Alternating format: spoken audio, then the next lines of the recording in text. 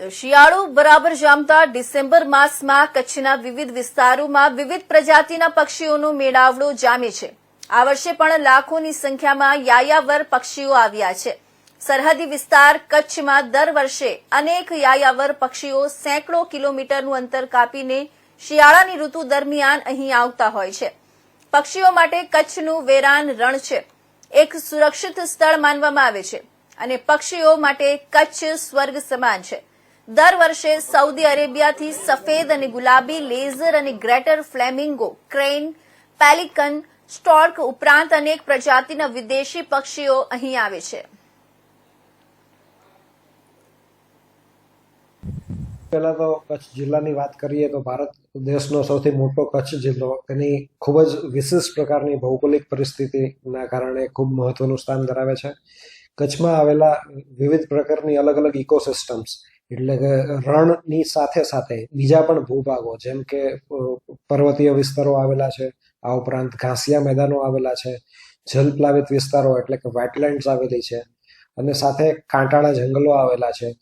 ગુજરાતનો સૌથી મોટો દરિયા કિનારો પણ કચ્છ જિલ્લો ધરાવે છે। ભારતનો બીજા નંબરનો સૌથી મોટો મેંગ્રોવ વિસ્તાર પણ કચ્છ જિલ્લો ધરાવે છે। આ બધા પરિબળોના કારણે અલગ અલગ પ્રકારના પક્ષીઓ માટે એક આશ્રય સ્થાન માટે કચ્છ ખૂબ જ આદર્શ નિવાસ સ્થાન છે। ખાસ કરીને માઇગ્રેટરી બર્ડ્સ યાયાવર પક્ષીઓ જેને આપણે ગુજરાતીમાં ઓળખીએ છીએ તેની વાત કરીએ તો તેઓ તેમના સાઇબિરિયા અને આસપાસના વિસ્તારોમાં શિયાળો ખૂબ જ ભયંકર હોવાના કારણે, ખૂબ ઠંડીનું પ્રમાણ ખૂબ વધારે હોવાના કારણે તેઓ સાનુકૂળ વાતાવરણની શોધમાં ભારતમાં આવતા હોય છે અને તેમાં પણ ખાસ કરીને કચ્છ જિલ્લો છે તે માઇગ્રેટરી બર્ડ્સનો સેન્ટ્રલ એશિયન ફ્લાયવે નો એક પ્રવેશ દ્વાર તરીકે પણ પક્ષીઓ ઉપયોગમાં કરતા હોય છે। કચ્છનું અલગ અલગ જગ્યાનું અલગ અલગ વાતાવરણની સાથે સાથે ભૌગોલિક જે પરિબળોના કારણે આ પક્ષીઓને સારા અને સુરક્ષિત રહેણાંકની સાથે સાથે ખોરાક પણ મળી રહેતો હોય છે। આ કારણે પક્ષીઓ મોટી સંખ્યામાં કચ્છમાં આવે છે। ખાસ કરીને કચ્છમાં આવતા પક્ષીઓમાં સૌથી મોટી સંખ્યામાં વાત કરું તો કોમન ક્રેન કે જેને કુંજ તરીકે ઓળખવામાં આવે છે તે પણ પ્રવાસ કરીને આવે છે। કચ્છના લોક સાહિત્યમાં પણ કુંજ પક્ષીઓનો વારંવાર ઉલ્લેખ થયેલો છે।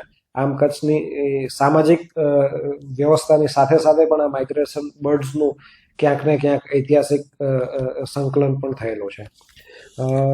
કચ્છમાં આવેલું છારીઢંઢ કે જે ગુજરાતનું એકમાત્ર કન્ઝર્વેશન રિઝર્વ છે તેમાં ખૂબ મોટી સંખ્યામાં પ્રવાસી પક્ષીઓ આવતા હોય છે।